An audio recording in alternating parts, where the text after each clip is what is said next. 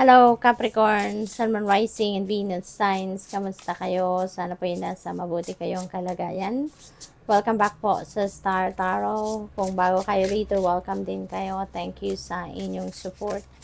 I truly appreciate it. God bless you all. Capricorn, pauna mensahe ninyo ay follow through. So, siguro meron kayong mga unfinished business, no? Capricorn, at maaari ngayon baka balikan ninyo yan, no, at ipagpatuloy ninyo. Maaring merong mga opportunity na sa ngayon na magbibigay sa iyo ng pagkakataon, no, para tapusin kung ano man yung sinimulan ninyo in the past na naiwan ninyo na hanging, kumbaga. Lead your metamorphosis. Ayan, may mga changes na mangyayari sa buhay ninyo sa ngayon. Maaaring magsisimula yan dito, no? Sa mga ipagpapatuloy ninyo. Maaaring you're going to start taking action ngayon. Kung dati baka nagkaroon kayo ng stagnation, dumaan kayo sa puntong wala muna kayong ginawa, hindi muna kayo, yung parang na-stagnate kayo dahil baka choice ninyo yon, no? Baka choice ninyo din na magpahinga muna, 'di ba? Pero ngayon, kung ano man tong mga sinimulan ninyo in the past, maaaring yan ay pagpapatuloy ninyo sa ngayon. At maaaring magsisimula na kayo ng transition, no, sa buhay ninyo, sa ibang parte. We have water, creator, water. Ayan. So, water is related sa or connected sa emotions, sa feelings, no? Yung ganon. Maaaring ang iba sa inyo dito, hindi siguro kayo masyadong nakakapag-express ng sarili ninyo, no? Maaaring struggling ang iba sa inyo in the past about expressing yourself, no?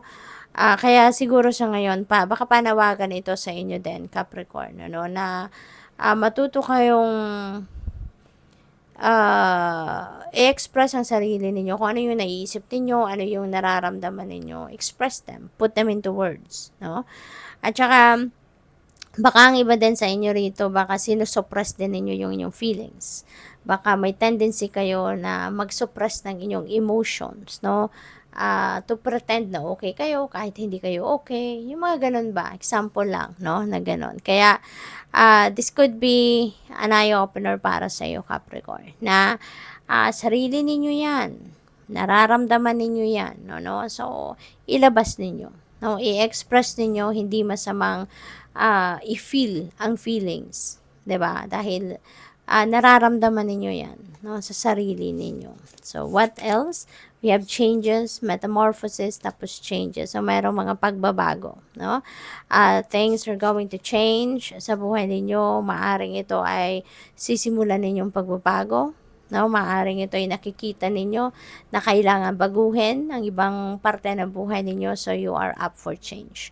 You are up for transition, no? Kaya good luck sa inyo. We have befriend the word polarize. Ayan. So, siguro, magkakaroon na din kayo ngayon ng tapang, no? Capricorn. Kung dito siguro, hindi ninyo na-express ang sarili ninyo because of fear, because of hiya, or whatever reason. Pero siguro ngayon, magkakaroon na din kayo eventually ng bravery, ng tapang, to share your opinion, to share with other people kung ano yung inner truth ninyo. So, that's good, no? Maaring isa yan sa mga babaguhin ninyo sa sarili ninyo. Na kung dati nahihiya kayo, or kung dati you are pretending to be always okay sa mata ng iba. Pero ngayon siguro, matututo na kayong magpakatotoo. You're going to be true to yourself. You're going to be brave enough and courageous enough to share your feelings, no? To share your inner truth. So, napakaganda. Kasi parang, ito na yung, ito na yung pagkakataon siguro, no? Na, you will be honest na with yourself, 100%. Fall in love with your own story, Capricorn. So, siguro, ang iba din sa inyo rito, you are loving what is happening siguro sa buhay ninyo. Maaaring yung mga pagbabagong ito, maaaring this refers to those changes, no, na mangyayari sa buhay ninyo or i-create ninyo sa sarili ninyo. Maybe you're loving this change, no? Maaaring matagal na ninyong gustong gawin ng mga pagbabagong ito. Siguro pagod na kayo, sawa na kayo sa mga nangyayari. And sa ngayon, ito na yung gagawin ninyo, no, Capricorn. Kaya siguro, there could be an excitement dito, no, na nararamdaman ng iba sa inyo dahil baka gusto nyo nang mangyari ang mga pagbabagong ito. Bigyan ng bagong mukha ang sarili ninyo, ang pangyayari sa buhay ninyo. And maybe you are loving that, no? We have choose who you are becoming. Ayan. So, marami talagang pagbabago, no? Including this. Kung anong path ang tatahakin ninyo. Kung alam niyo talaga kung ano yung gustong sitwasyon na gusto ninyong marating or kung anong klaseng sitwasyon ang gusto ninyong makita sa inyong 3D reality, then you can choose kung anong path ang tatahakin ninyo. 'Di ba? And maybe isa yan din, no, sa maaaring magugustuhan ninyo sa sarili ninyo sa ngayon. Kasi maaaring magkakaroon talaga kayo ng lakas ng loob na courage and bravery, no, for you to choose, no, the path that you want to take. What else? We have accept and receive. Ayan. So, this is good news, no? Napakagandang balita ito para sa inyo. Na baka kung ano man ang hinihiningi ninyo, ano man yung mga pinagdadasal ninyo, yan ay parating na.